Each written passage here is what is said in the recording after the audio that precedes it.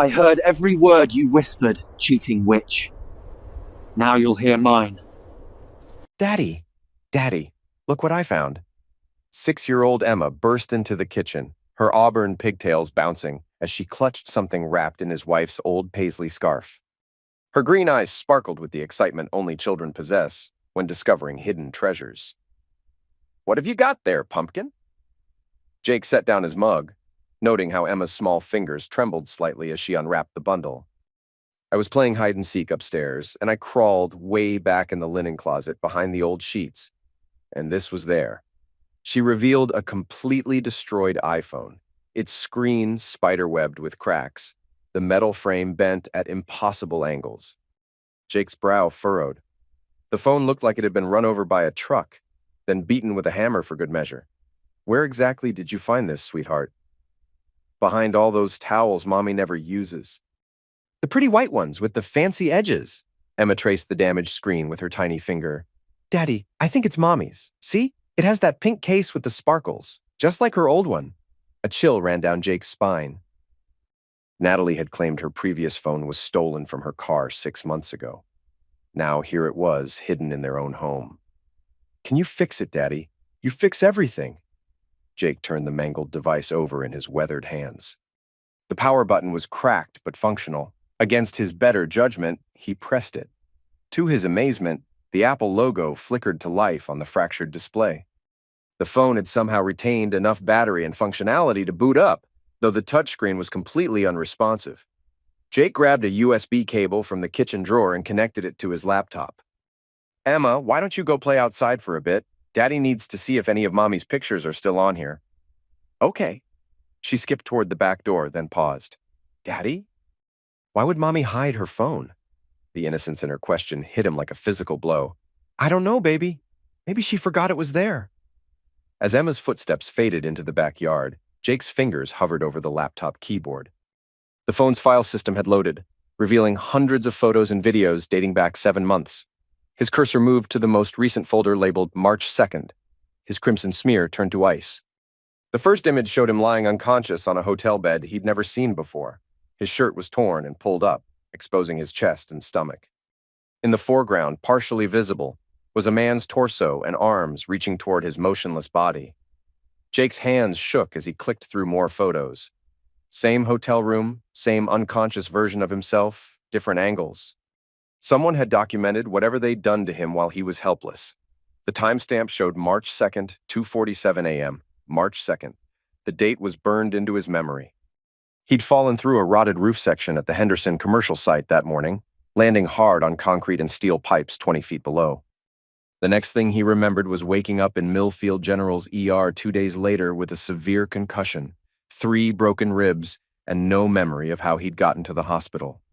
But these photos proved he'd been somewhere else entirely before the ER. Someone had moved him, staged his admission, created a lie that he'd lived with for months. Jake scrolled frantically through more images. His unconscious body on a gurney in what looked like a basement or garage, another showing him being lifted by 2 sets of arms, one definitely belonging to a woman based on the manicured nails and delicate wrists. The final photo in the folder made his stomach drop into free fall. It was Natalie standing beside the hotel bed where he lay motionless, talking animatedly to someone outside the frame. Her expression was cold, calculating, nothing like the loving concern she'd shown when visiting him in the hospital. Jake's finger moved to a video file marked March 1st, 11:58 p.m. The recording was shaky, clearly filmed in secret. Natalie's voice came through crystal clear. "Tomorrow morning after the fall, we wait exactly 4 hours before calling 911. That gives us the window we need." A man's voice, unfamiliar and gravelly, responded, "And you're sure the insurance company won't investigate the timing?"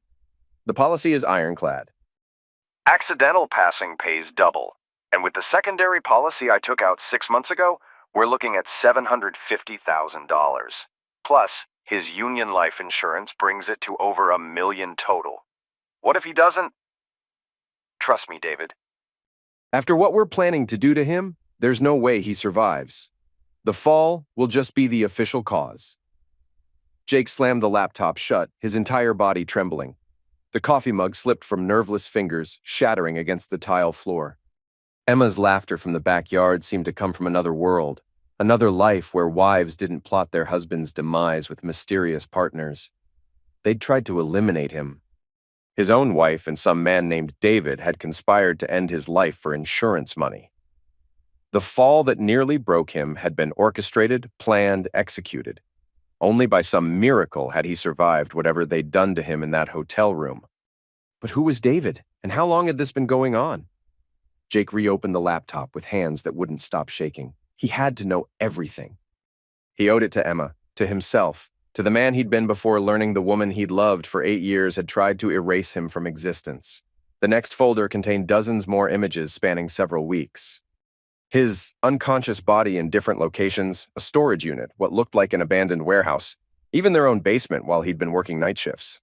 Someone had been sedating him, moving him, documenting everything for God knows what purpose. In several photos, Jake could make out more details of the mysterious David. Tall, lean build, dark hair styled similarly to his own.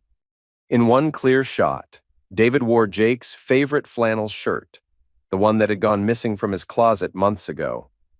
The realization hit him like another 20-foot fall. This David character hadn't just been planning to eliminate him.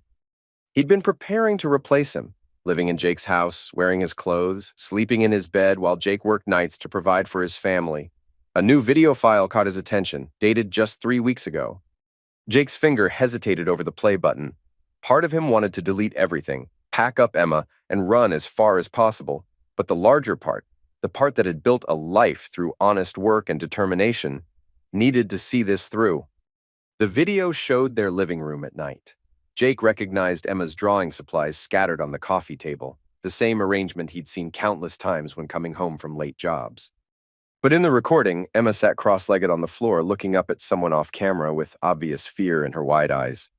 "I don't like him, Mommy. He looks like Daddy, but talks funny and smells different."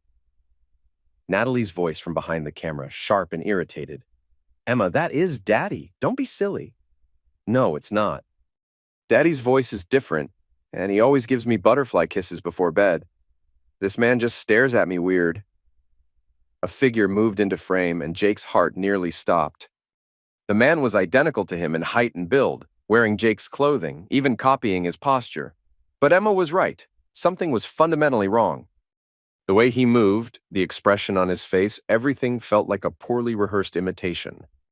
"Listen to your mother, Emma." The voice was close to Jake's own, but the cadence was off, too formal, lacking the natural warmth he used with his daughter. Emma shrank back, tears forming in her eyes. "Where's my real daddy?" "I want my real daddy." The video cut off abruptly, but Jake had seen enough. This David creature had been living his life, terrifying his daughter, sleeping next to his wife, all while plotting to make Jake's absence permanent. His phone buzzed with a text from Natalie. "Working late tonight. Emergency wedding shoot. Don't wait up. Love you." Another lie. Jake pulled up the Find My iPhone app and checked Natalie's location. According to the GPS, she was at the Millfield Suites, the same hotel chain where the photos of his unconscious body had been taken. Jake's fear transformed into something darker, more primal.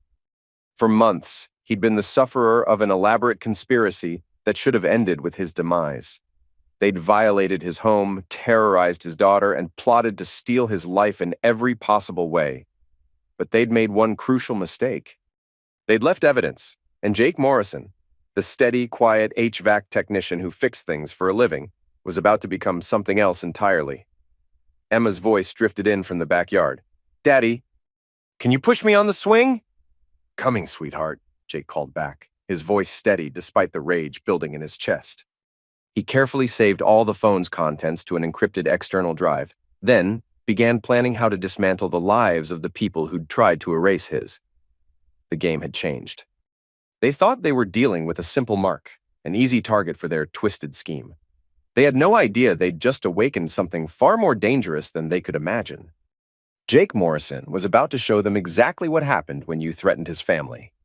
3 days later, Jake sat in his truck outside Precision Electronics, watching his longtime friend Tommy Valdez work through the damaged iPhone with tools that belonged in a surgeon's operating room. The shop smelled of solder and circuitry, familiar scents that reminded Jake of simpler times when the biggest worry was a blown fuse or faulty wiring. "Jesus, Jake." Someone really worked this thing over. Tommy looked up from his microscope, pushing wire-rimmed glasses up his nose. But you're in luck. The memory chip is intact, and I've got most of the deleted files recovered. Jake's grip tightened on his coffee cup. Most? About 80%. Whoever tried to destroy this thing knew enough to target the obvious stuff, but they missed the automatically backed up files in the hidden partition. Tommy's fingers danced across his keyboard. There's a lot here, man. Photos, videos, text messages going back almost a year, some of this stuff. He trailed off, his expression growing dark. What kind of stuff? Tommy swiveled his monitor around. See for yourself. But Jake, maybe you should sit down first. The screen displayed a text message thread between Natalie and someone labeled DK. Jake's stomach clenched as he read, DK, insurance adjuster called. They need medical records from his primary physician. Natalie, already handled. Dr. Peterson's assistant thinks I'm updating our life insurance beneficiaries. DK, and the secondary policy? Natalie, active as of 6 months ago, $500K accidental end. Combined with union benefits, total payout is $1.2 million. Natalie, have you been practicing the voice? DK, every day. Emma's still suspicious, though. Natalie, she's 6. She'll adapt once he's gone. DK, what about neighbors? The Kowalskis know him pretty well. Natalie, night shifts. I've been establishing that pattern for months. By the time anyone realizes something's off, it'll be too late. Jake's vision blurred with rage. They'd been planning this for almost a year, methodically preparing to replace him like he was a broken appliance. Every late photography session, every night shift he'd volunteered for to earn extra money for Emma's college fund. It had all been orchestrated to create opportunities for his doppelganger to infiltrate his life. There's more, Tommy said quietly. Video files that show this DK guy practicing your mannerisms, studying recordings of your voice. Jake, this is some seriously twisted stuff. A new text thread appeared on screen, this one between Natalie and someone called Photographer 2. Photographer 2. Client wants to move wedding to March 3rd. Can you do evening shoot? Natalie. Can't. Family emergency that weekend. Photographer 2. Everything okay? Natalie. Will be after Sunday, March 3rd. The day after his accident. The day he'd been fighting for his life in intensive care while Natalie had been planning to cash in on his demise. Tommy, I need you to copy everything to multiple drives and encrypt them with different passwords. Can you do that without leaving any digital fingerprints? Of course. But Jake? Tommy's weathered face creased with concern. What are you planning to do with this? Jake stared at the screen, watching months of betrayal unfold in cold, calculated text messages. I'm going to destroy them, completely, legally. But first, I need to know exactly who I'm dealing with.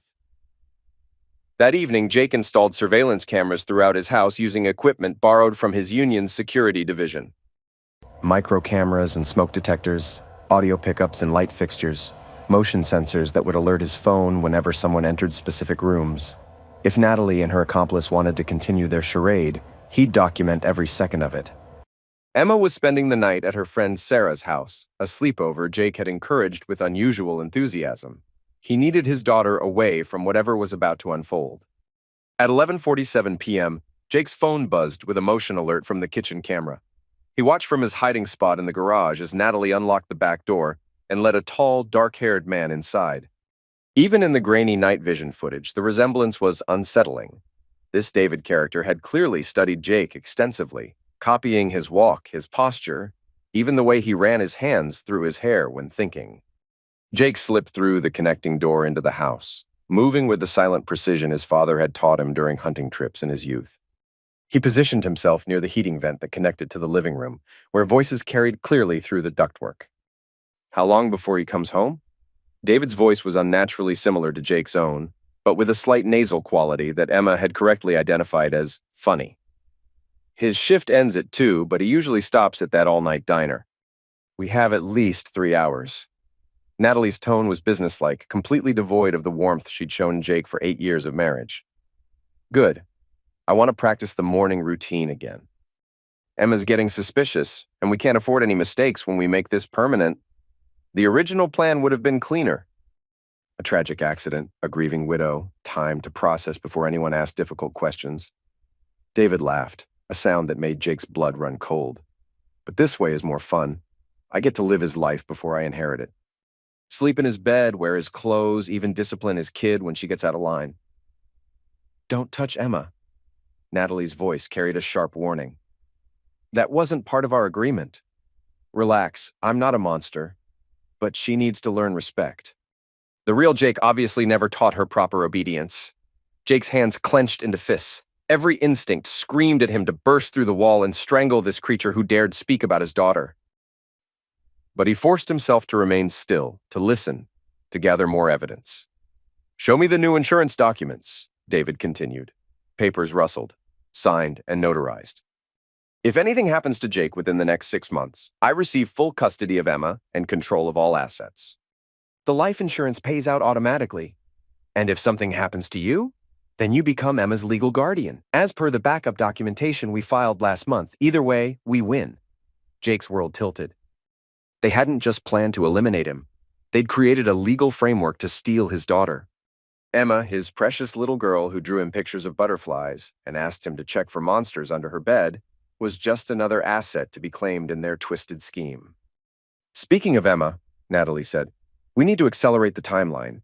She's asking too many questions about why Daddy is different lately. How long until you perfect the voice? Give me another week. I've been practicing with the recordings you made, but there are specific phrases he uses that I haven't mastered yet. What kind of phrases? The way he says pumpkin when talking to Emma. It's too soft, too genuine. I can't replicate that level of... David paused, searching for words. That level of actual love. The admission hung in the air like poison. This man, this parasite who'd been wearing Jake's life like a costume, couldn't even comprehend authentic paternal affection. To him, Emma was merely an obstacle to be managed, not a precious child to be protected and cherished. Jake's phone buzzed with another motion alert.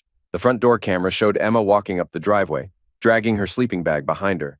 Sarah's mother's car was already pulling away. Panic flooded through him.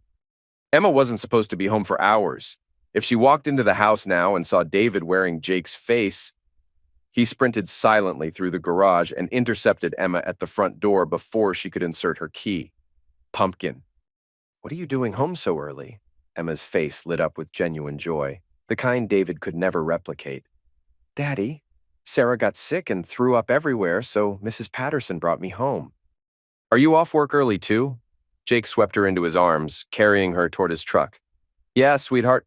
How about we go get some ice cream and talk about your sleepover? At this time of night? Emma giggled. Mommy says ice cream before bed gives you bad dreams. Well, sometimes daddies make exceptions for special little girls. Jake buckled her into the passenger seat, his mind racing. He needed to get Emma away from the house, but he also needed to document whatever else Natalie and David discussed. As he started the truck, Jake's hidden audio system sent an alert to his phone. The conversation in the living room was continuing, and his apps were recording every word to encrypted cloud storage. Is that his truck? David's voice carried a new tension. He's not supposed to be here for hours. Natalie sounded genuinely confused. Maybe he changed his schedule. Quick, go through the back. I'll stay here and pretend to be him if he comes inside. No, it's too risky. If Emma's with him, she'll know immediately that you're not him. Then what do you suggest? We abort tonight. Meet me tomorrow at the storage unit. We need to move up our timeline. Jake drove slowly past the house, noting David's silhouette moving quickly toward the back door. Within minutes, both figures had vanished, leaving the house looking perfectly normal to any casual observer. Daddy, why did we leave again? I thought you were inside already. Emma's innocent question cut through Jake like a blade. His 6-year-old daughter had been living with the constant uncertainty of not knowing which version of her father would walk through the door each day. The psychological damage these monsters had inflicted on her would take years to heal. Sometimes grown-ups make mistakes, Pumpkin. I thought I forgot something at work, but it turns out I didn't. Jake pulled into the parking lot of Emma's favorite ice cream shop, grateful it stayed open late on weekends. How about we get that ice cream and then go stay at Uncle Tommy's house tonight? Would you like that? Why can't we go home? Jake looked into his daughter's trusting green eyes and made a decision that would change everything. Because Daddy needs to fix something important at home, and it might be dangerous. But I promise you, Emma, after tomorrow, everything is going to be different. Better. Safer. As Emma ordered her usual chocolate chip cookie dough scoop, Jake's phone buzzed with a text from an unknown number. We know you were listening tonight. Stop interfering or Emma pays the price. You have 24 hours to disappear permanently. Jake stared at the message, his vision turning red around the edges. They'd just threatened his daughter. Whatever games they'd been playing, whatever elaborate schemes they'd constructed had just become a war. And Jake Morrison was about to show them what happened when you declared war on a man with nothing left to lose. Jake dropped Emma at Tommy's house with an overnight bag and strict instructions for his friend to keep her inside until further notice. Tommy's wife, Maria, a former school principal who could intimidate linebackers with a single glance, promised to watch Emma like a hawk. You sure you don't want me to call the cops? Tommy asked as Jake prepared to leave. Not yet. I need more evidence, and I need to know exactly who we're dealing with. Jake's voice carried a cold determination that made Tommy step back involuntarily. These people threatened Emma. That changes everything. By 3 a.m., Jake was parked outside Millfield Storage Solutions, watching through night vision binoculars he'd borrowed from his hunting gear. Unit 247 showed signs of recent activity. Fresh tire tracks in the gravel, a brand new padlock that gleamed under the security lights. He waited. At 4:15 a.m., Natalie's Honda pulled into the facility, followed by a black Ford F-150 that Jake didn't recognize. Through his binoculars, he watched David climb out of the truck, moving with the confident stride of someone who believed they held all the cards. Jake activated the recording app on his phone and crept closer, using the storage unit rows as cover. The early morning air carried their voices clearly. Did you trace the truck license? Natalie was unlocking the unit with hands that shook slightly. Registered to Jake Morrison, 1247 Elm Street. David's voice had dropped the fake warmth he used when imitating Jake. This was his real personality, cold, calculating, predatory. But the registration was updated 3 days ago.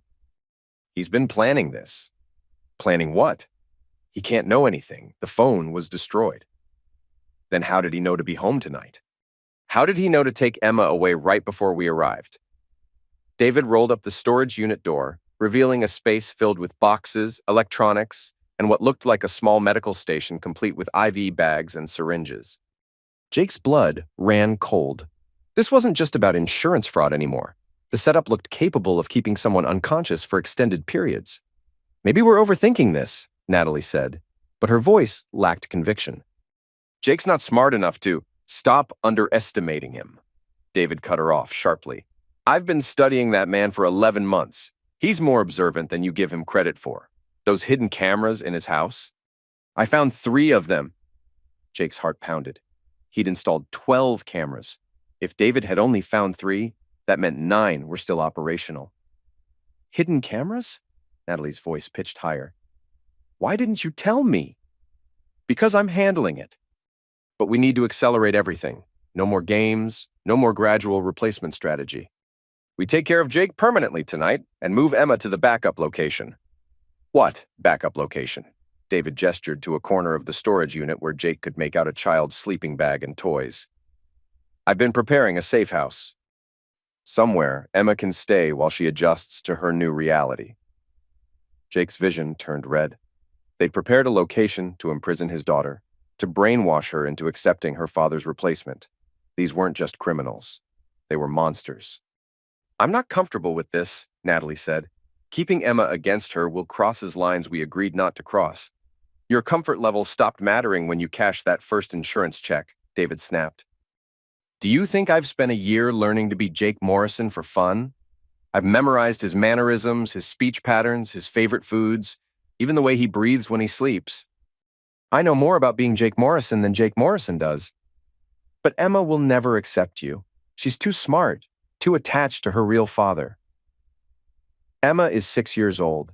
Children adapt when they have no other choice. Within 6 months, she'll call me daddy and mean it. Jake had heard enough. He retreated to his truck and speed dialed a number he'd hoped never to use. Marcus Webb. Marcus, it's Jake Morrison. I need a favor.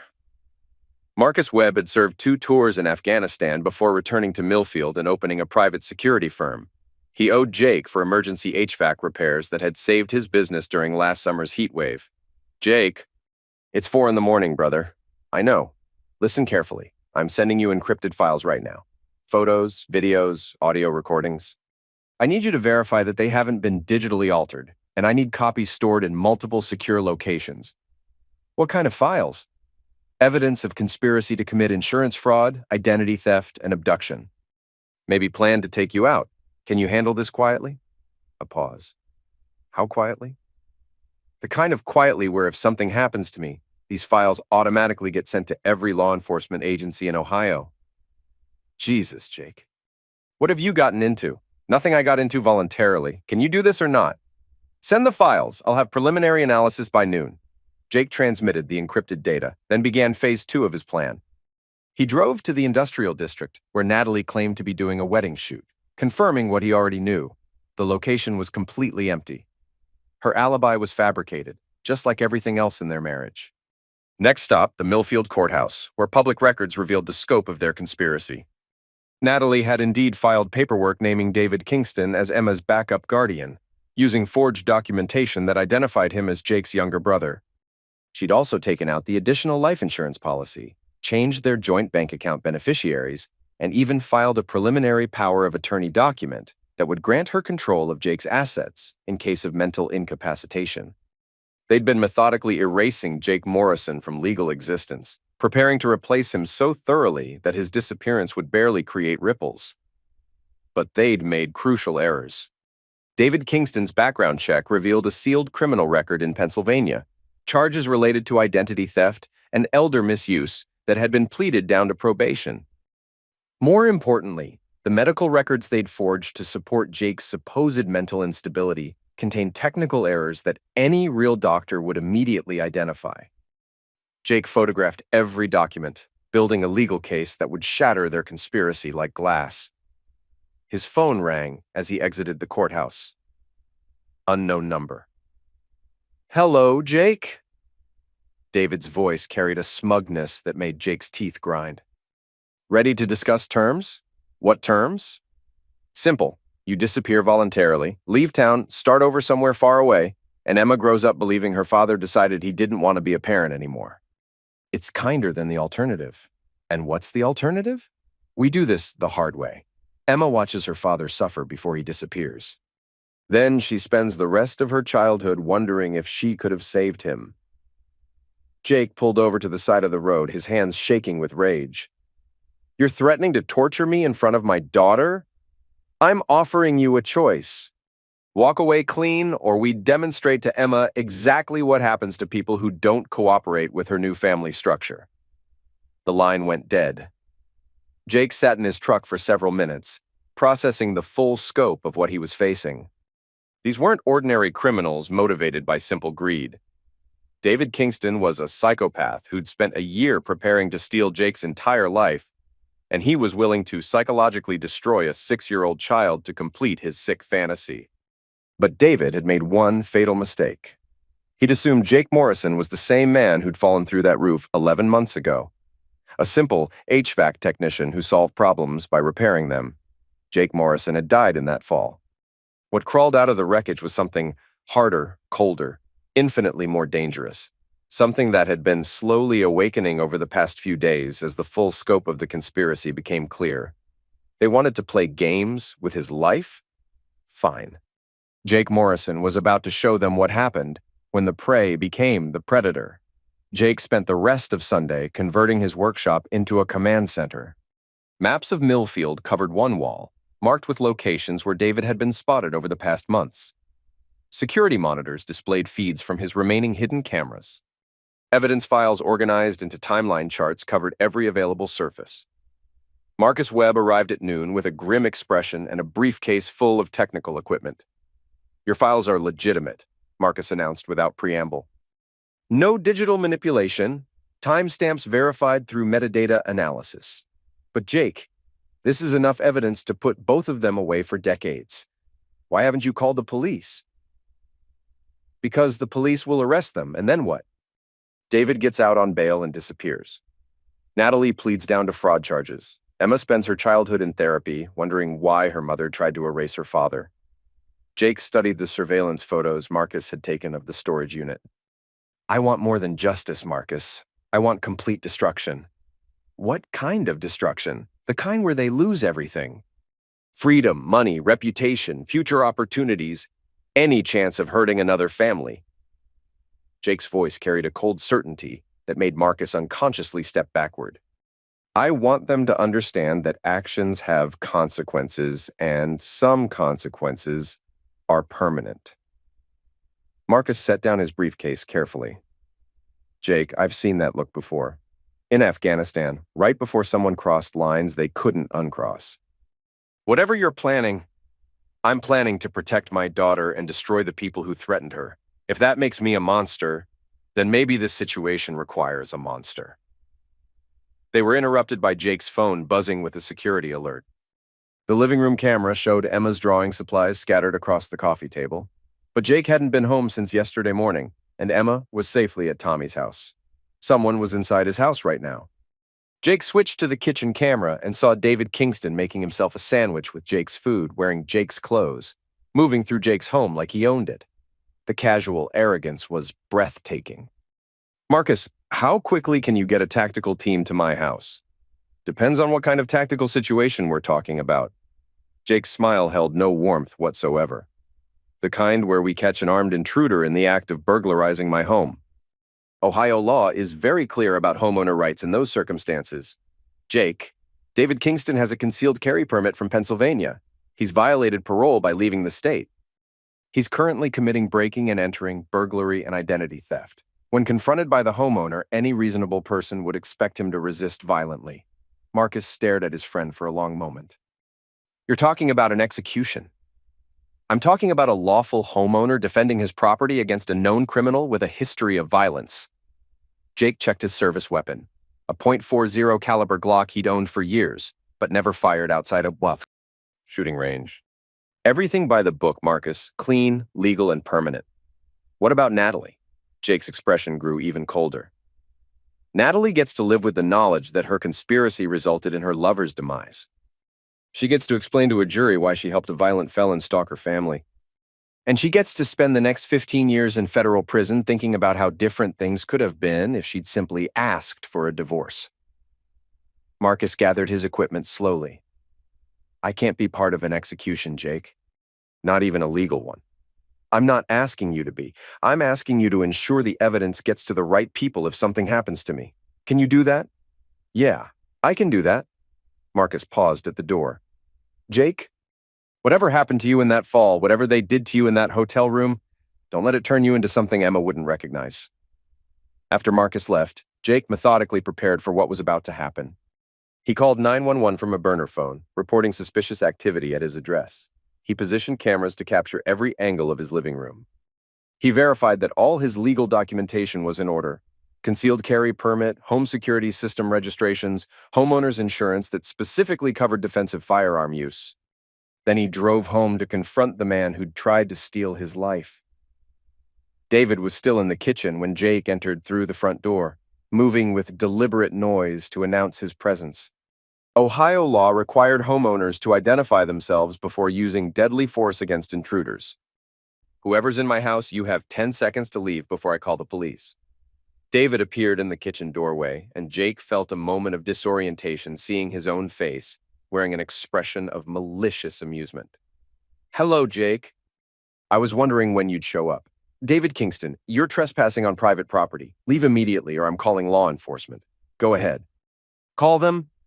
David pulled out a pistol, the same model as Jake's Glock, probably purchased to maintain the illusion of being Jake Morrison.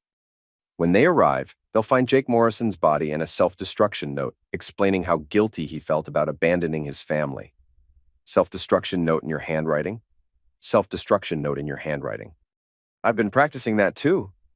Jake's own weapon was already in his hand, though he couldn't remember drawing it. Where's Natalie? Safe. Preparing Emma's new bedroom at our backup location? By the time the police finish investigating your tragic self-destruction, we'll be a happy family unit that nobody has any reason to question. You really think you can replace me that easily? David's stolen face smiled with pure malice. I already have replaced you. For the past 6 months, I've been the better Jake Morrison, more attentive to Natalie's needs, more disciplined with Emma's behavior, more successful at work. Ask anyone who knows you. They've noticed the improvement. The psychological warfare was expertly crafted, designed to make Jake doubt himself, his relationships, his worth as a husband and father. But Jake had spent days reviewing audio recordings of his real interactions with Emma, remembering the genuine love in her voice when she called him daddy, the way she ran to him when she was scared or hurt.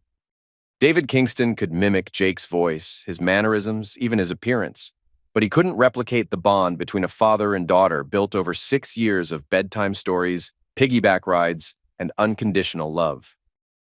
"You missed something important in all your research," Jake said calmly. "What's that?" "Emma knew you weren't me from the first day. She tried to tell Natalie, tried to tell anyone who would listen. A 6-year-old child could see through your performance, but you convinced yourself you were fooling everyone." David's expression darkened. "Emma will learn to accept reality. Children are remarkably adaptable when they don't have other options. Emma will never accept you because you're fundamentally broken. You can copy behaviors, but you can't copy love. And that's what makes you a failure as a human being and a joke as a replacement father." David raised his weapon, but Jake was already moving. The months of physical therapy following his fall had rebuilt his body stronger than before. The days of rage and planning had sharpened his reflexes to razor edges. Jake's first shot caught David's center mass, spinning him sideways into the kitchen counter. His second shot was for Emma, for every night she'd gone to bed confused and afraid. His third shot was for himself, for the man he'd been before learning that love could be weaponized against you. David Kingston collapsed to Jake's kitchen floor, bleeding out on the same tiles where Jake had shattered his coffee mug 4 days ago. His final expression was one of complete confusion, as if he couldn't understand how his perfect plan had gone so wrong. Jake called 911 from his personal phone, reporting an intruder shot during an attempted burglary. Then he sat down at his kitchen table and waited for the police to arrive, his weapon secured and his hands visible, exactly as he'd been trained. In his pocket, his phone buzzed with a text message from Natalie. "Where are you?" David was supposed to check in an hour ago. Jake typed back, "David won't be checking in anymore. Your move." The Millfield Police Department had seen their share of home invasion cases, but Detective Sarah Chen recognized something different about Jake Morrison's situation from the moment she arrived at the scene. The evidence was almost too perfect, clear signs of forced entry, security camera footage showing David Kingston burglarizing the home, even audio recordings of threats made against the homeowner's family. "Mr. Morrison, I need to understand the timeline here," Detective Chen said as crime scene technicians photographed David's body. "You reported suspicious activity, then came home to confront an intruder. I was at a friend's house when my security system alerted me to someone inside my home. I called 911, then drove here to assess the situation." Jake's statement was technically accurate, though it omitted several crucial details. "When I announced myself, the intruder emerged from my kitchen carrying a firearm and made verbal threats against my family." "What kind of threats?" "He said he was going to eliminate me and take my daughter. I believed he posed an imminent threat to my life and the safety of my family." Detective Chen reviewed the audio from Jake's security system. David's voice came through clearly. "When they arrive, they'll find Jake Morrison's body and a self-destruction note explaining how guilty he felt about abandoning his family." "Mr. Morrison? Did you know this individual?" "I'd never seen him before in my life." Another technically accurate statement. Jake had never actually met David Kingston in person before tonight. The investigation proceeded exactly as Jake had planned. David Kingston's criminal record painted him as a dangerous repeat offender who specialized in identity theft and home invasion. His possession of forged documents bearing Jake's personal information suggested a sophisticated stalking operation. The weapon in his possession was unregistered, likely stolen, but Detective Chen was thorough. While the physical evidence supported Jake's account, something about the situation felt orchestrated. "Mr. Morrison, where is your wife currently?" "Working late. Photography session for a wedding." Jake provided the false address Natalie had given him, knowing the detective would find it empty. "And your daughter?" "Staying with friends tonight. I wanted her away from the house while I dealt with this security issue." 2 hours later, Detective Chen's partner returned from the photography location. "No wedding, no photographer, building's been empty for months. Either misses. Morrison lied about her location, or someone's feeding us false information." Jake watched Detective Chen process this development. A home invasion was one thing, but a missing wife with a fabricated alibi suggested something more complex. Mr. Morrison, I need you to try calling your wife. Ask her to come home immediately. Jake dialed Natalie's number, activating speaker mode so the detective could hear both sides of the conversation. Jake, where are you? You're supposed to be at work. Natalie's voice carried forced casualness, but Jake could hear the underlying tension. I'm at home with the police. There was a break-in. Someone tried to rob us. Oh my God, are you hurt? Is Emma okay? Emma's safe. The intruder is dead. I need you to come home right now so we can sort this out. A long pause. Dead? What do you mean dead? I mean I shot and terminated an armed burglar who threatened our family. The police need to speak with you about our security arrangements. Another pause, longer this time. I'm on my way. Detective Chen made notes about the conversation's odd rhythm. Most wives would have demanded immediate details about their husband's safety, asked frantic questions about the intruder, expressed concern about their home being violated. Natalie Morrison's responses seemed rehearsed, cautious. Mr. Morrison, while we wait for your wife, let's review your security footage from the past few days. I want to understand if this Kingston individual had been surveilling your property. Jake's hidden cameras had captured everything. David entering the house multiple times over the past months, Natalie providing him with keys and alarm codes, even conversations about their conspiracy. But Jake couldn't reveal that footage without admitting to conducting his own surveillance operation. Detective, I should mention that I've been having marital problems lately. I installed some security cameras to monitor activity around the house when I wasn't home. What kind of marital problems? I suspected my wife might be having an affair. The cameras were meant to document her activities for potential divorce proceedings. Jake provided Detective Chen with access to selected camera feeds, enough to show David's presence in the house, but edited to remove the most damaging conversations.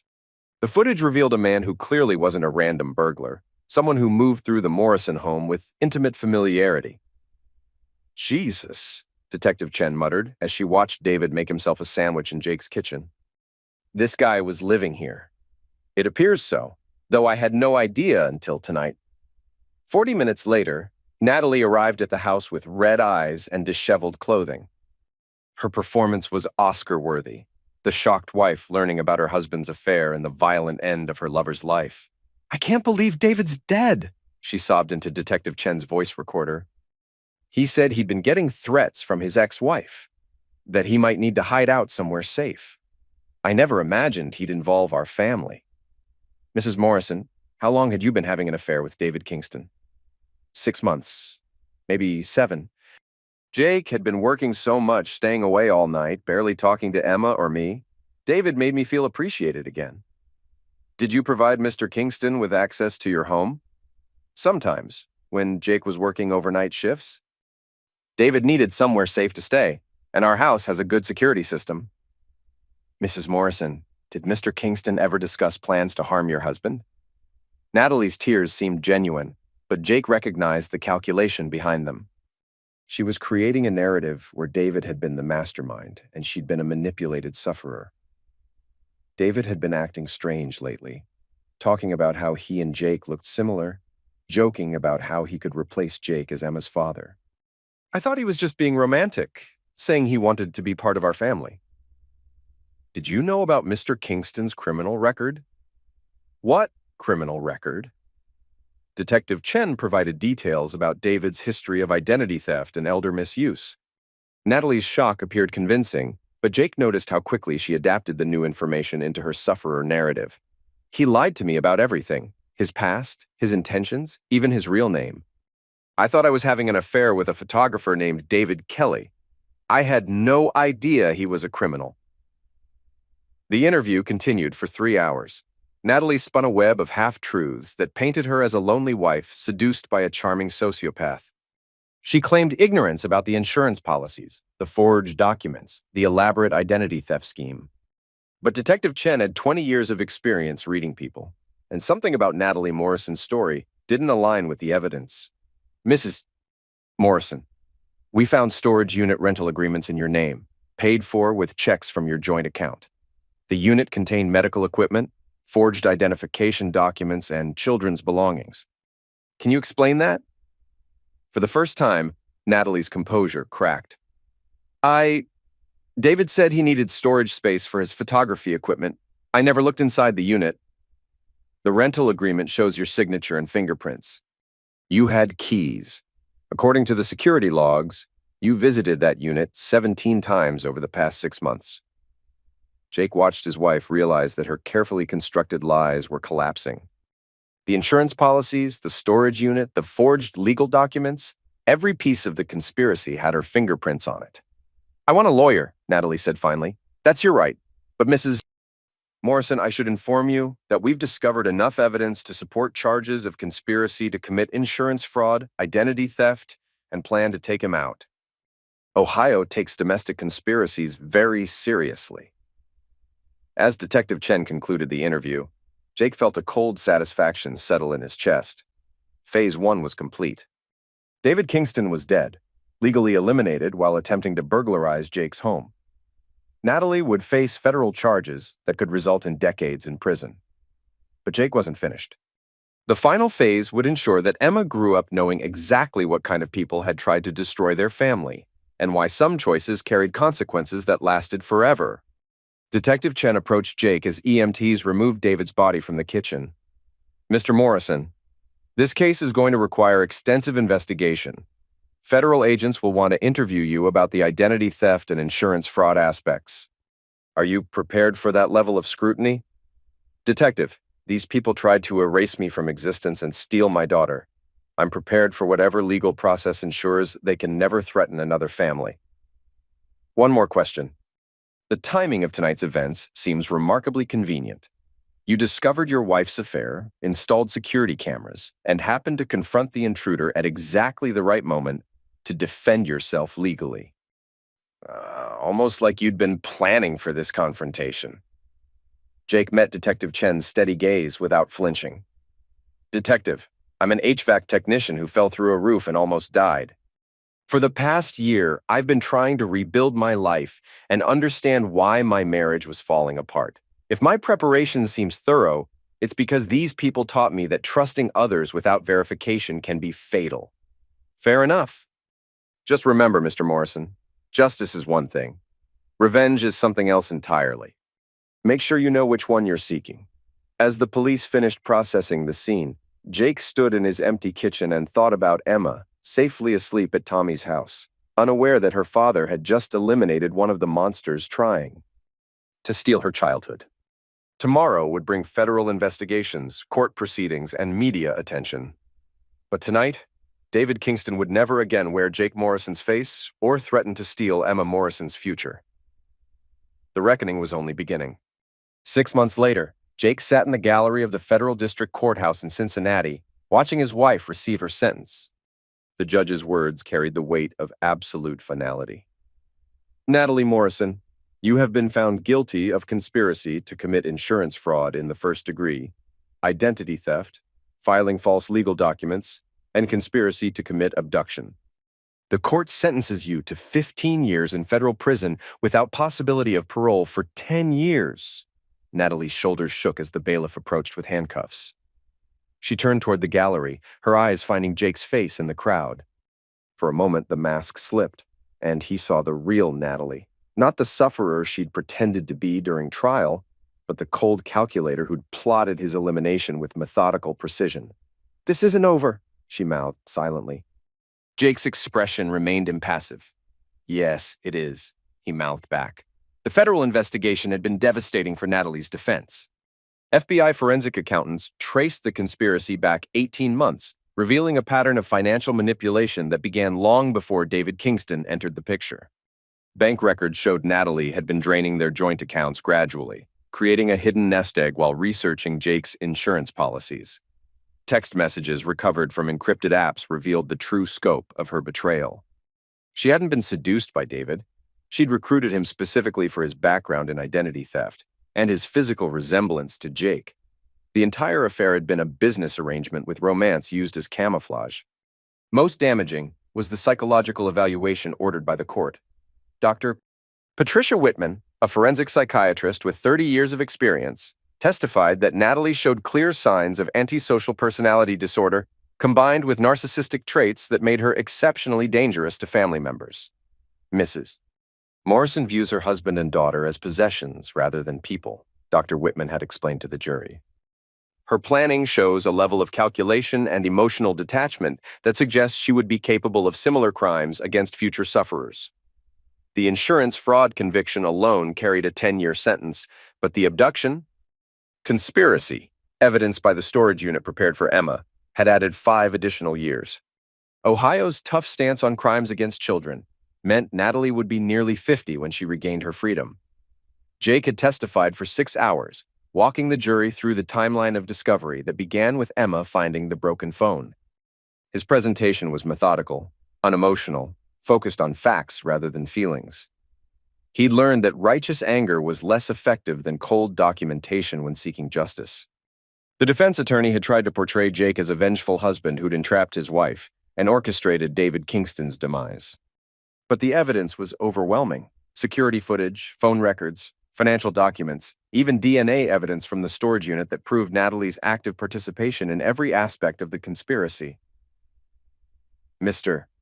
Morrison, the defense attorney had pressed during cross-examination, isn't it true that you conducted an illegal surveillance operation against your own wife?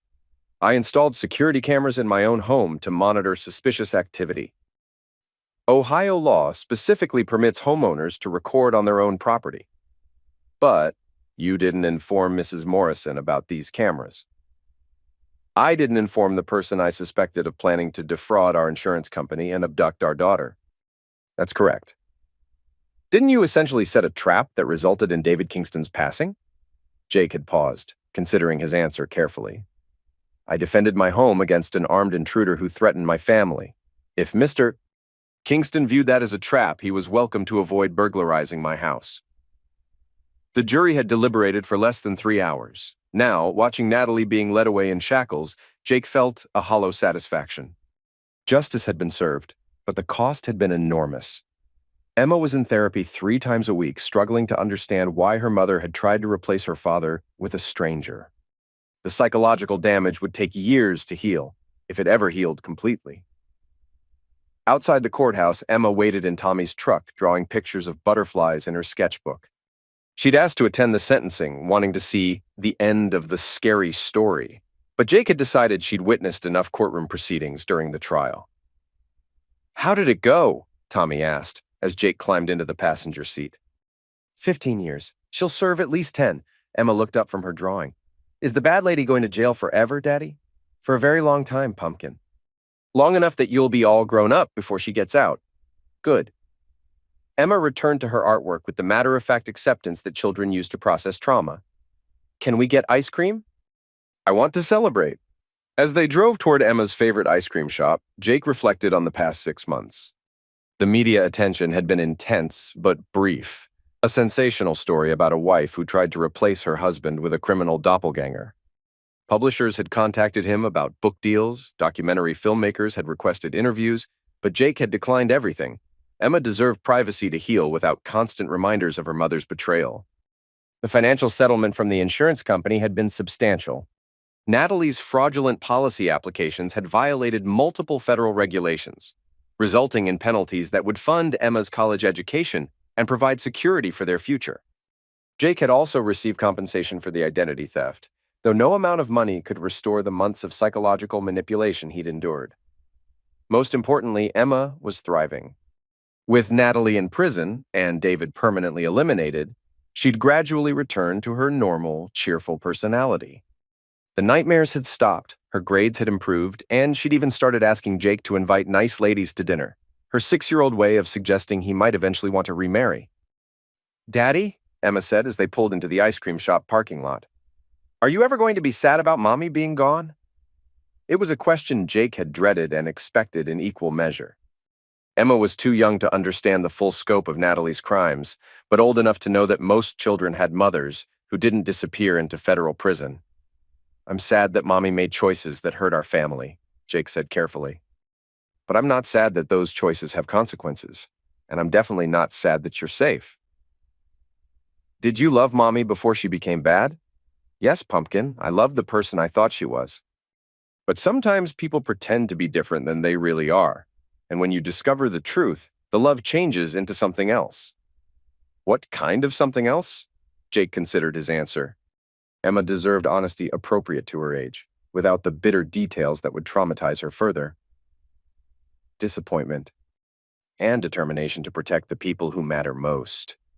Emma nodded solemnly, then brightened as she spotted the ice cream shop's neon sign. Can I get 2 scoops today? Since it's a celebration? 3 scoops, Jake said, lifting her out of the truck. Today's definitely a 3-scoop celebration. As they walked into the shop together, Jake's phone buzzed with a text from Marcus Webb. Saw the news. Justice served. How are you holding up? Jake typed back. Better than expected. The monster didn't win. Which monster? Jake paused, watching Emma debate between chocolate chip cookie dough and strawberry cheesecake flavors with the intense concentration only children could bring to ice cream decisions. Any of them, he replied finally. The truth was messier. In the last 6 months, Jake had uncovered a side of himself that scared and empowered him. He'd taken out David Kingston without flinching, dismantled Natalie's life with cold precision, and felt no real guilt. The quiet HVAC tech who once fell through a roof was gone, replaced by someone sharper, harder, and far more dangerous to anyone who threatened his family. But as Emma's face lit up, pointing at ice cream flavors, Jake understood one thing clearly. He'd become the father she needed. Gentle when it mattered, ruthless when it counted, willing to lose pieces of himself to keep her safe. Daddy, are you okay? Emma asked, noticing his contemplative expression. I'm perfect, Pumpkin, absolutely perfect. The reckoning was complete. Justice had been served. Emma was safe. The monster had won after all, but it had been the right monster.